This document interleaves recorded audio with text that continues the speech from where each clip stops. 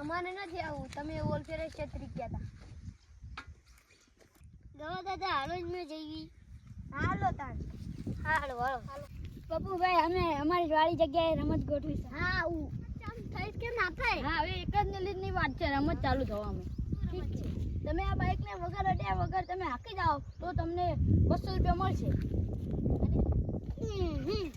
એ ભાઈ હવે ઉતરી જાઓ. હલો તમે અડી જશો.